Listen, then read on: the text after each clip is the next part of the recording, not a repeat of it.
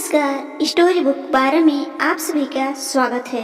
एक कहानी आपके दिल में बैठ जाने वाली है। क्या माँ बार बार एक ही बात पूछती हैं, आप कुछ समझती क्यों नहीं? मैं भला कैसे इनके और बच्चों के खाने से पहले खा सकती हूँ?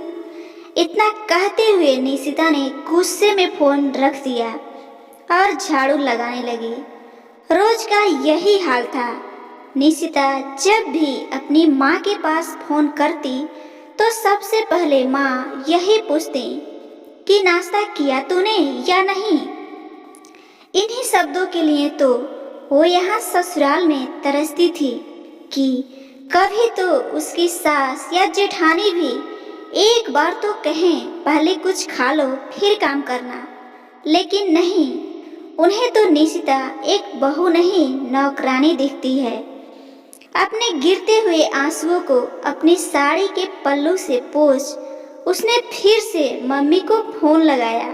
बोली, सॉरी माँ, तब फोन कट गया था।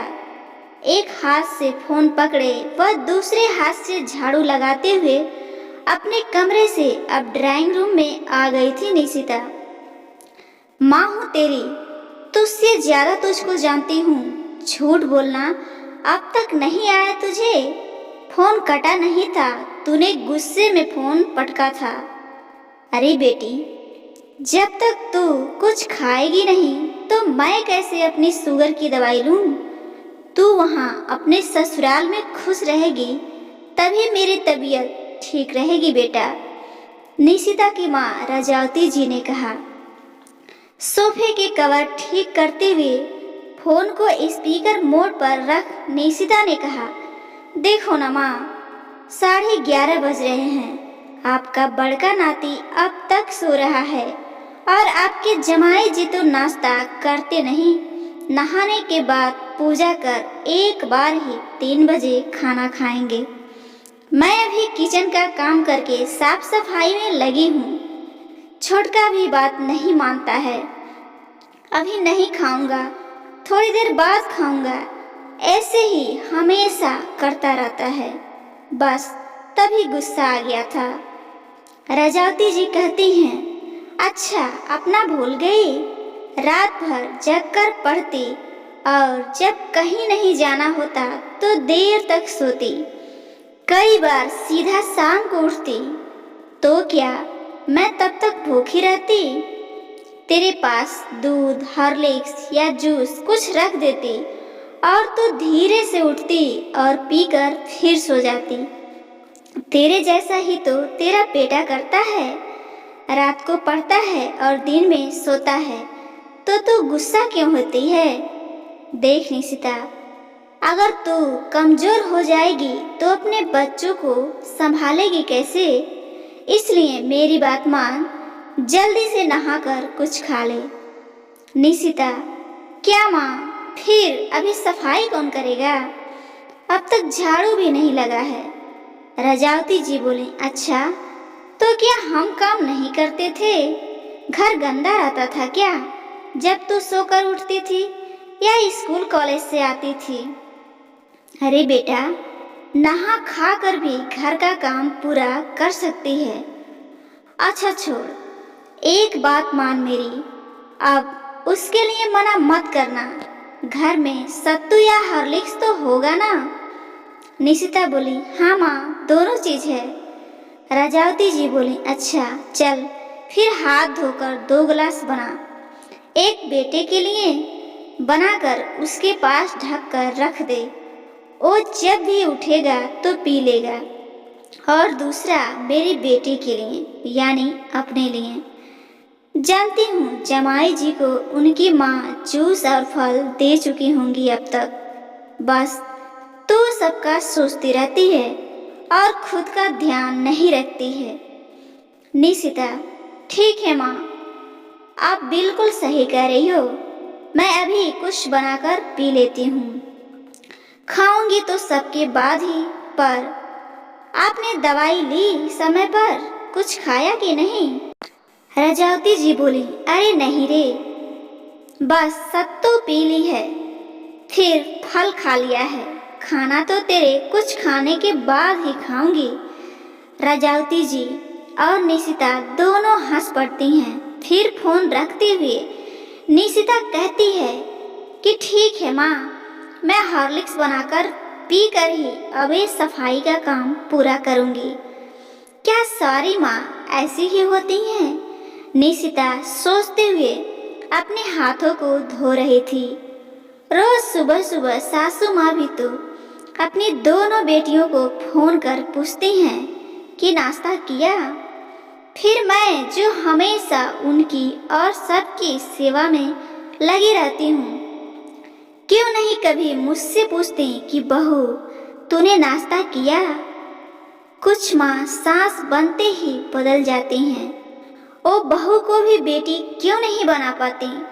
एक मेरी माँ है, वो तो भाभी का कितना ध्यान रखती थी। भाभी के और हम सब के उठने से पहले ही कितना सारा काम कर लिया करती थी। मुझसे ज्यादा भाभी का ध्यान रखती थी। वो कहती थी कि उसे ज्यादा दुलार और प्यार की जरूरत है, क्योंकि वो एक माँ और एक परिवार से दूर आई है। उसे अपने परिवार छूटने का वैसे ही दुख है। ऐसे में हमें उसे इस नए परिवार में प्यार और सम्मान देने की अधिक जरूरत है। तभी तो वो हम में इंटरेस्ट रखेगी और खुश व स्वस्थ रहेगी और हमारी भी कद्र करेगी। मुझे मेरी माँ जैसी सास क्यों नहीं मिली? मैंने तो हमेशा माँ की तरह माना अपनी सासू माँ को, फिर भी वो इतना भेदभाव क्यों करती हैं? सत्तू का गिलास बेटे के सिराने रख सिर पर प्यार से हाथ फेरते हुए निशिता खुद से वायदा कर रही है, मैं सास नहीं माँ बनूंगी। भगवान ने मुझे 2 बेटे दिए हैं, बेटी नहीं दी, पर मैं अपने आने वाली दोनों बहुओं को बेटी ही बनाकर रखूंगी। अब वो गर्मा गर्म हॉर्लिक्स पीते हुए बाकी बचे हुए कामों को पूरा करते करते मन में सोचती है कि माँ ठीक कहती है, मैं खुद का ध्यान नहीं रखूंगी तो अपने बच्चों का कैसे ध्यान रखूंगी? तभी निशिता की तंद्रा भंग होती है। जोर से आवाज आती है, कहाँ मर गई? जल्दी से किचन साफ कर। छोटे ने पानी गिरा दिया। महारानी जी सुन रही है या नहीं, या लगी है अपनी माँ से फोन पर बतियाने में? सास नीचे सीढ़ी के पास खड़ी हो निशिता को आवाज लगा रही थी। झाड़ू को किनारे कर सिर पर पल्लू रख निशिता कहती है, 1 मिनट बस आ रही हूँ माँ जी, और मुस्कुराते हुए पोछा उठाकर चल देती है।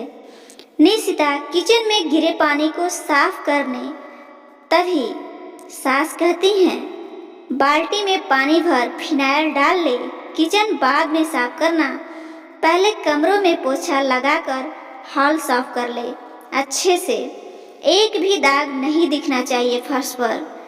निशिता मंद मंद मुस्कुराती है। मम्मी का नुस्खा ठीक है, हॉर्लिक्स पीकर एनर्जी मिल रही है। अपनी दोनों बेटी से मैं इस तरह काम नहीं करवाऊंगी। वो तो ऑफिस जाएंगी तो घर में नौकरानी रख लेंगे। सिर पर आंचल रखे पोछा लगाते हुए सपनों में खोई है निशिता। मैं तो सास ना बनूंगी, मैं तो उनकी माँ बन जाऊंगी। अपने बेटों से ज्यादा प्यार उन पर लुटाऊंगी। नौकरानी थोड़े ना बेटियां घर लाऊंगी। निशिता की आंखों में आंसू नहीं, एक खुशी के चमक जगमगा रही है। तभी उसका 10 साल का छोटा बेटा ठंडा पानी का गिलास उस पर डाल ताली बजाता है, नहला दिया मम्मा को, हा हा। और निशिता भी हंसती है, बहुत अच्छा किया जो तूने मुझे भिगो दिया। अब जल्दी से यहाँ साफ कर फटाफट नहाने चली जाऊंगी। अब निशिता नहा धोकर फ्रेश हो जाती है और आने वाली बेटियों के उम्मीद में रोजमर्रा की जिंदगी जी रही है। दोस्तों, निशिता की सोच आपको कैसी लगी और एक कहानी आपको कैसी लगी? अगर अच्छी लगी हो तो लाइक शेयर सब्सक्राइब भी जरूर करें, ताकि इस चैनल पे पढ़ने वाली लेटेस्ट वीडियो आपको तुरंत मिले। धन्यवाद।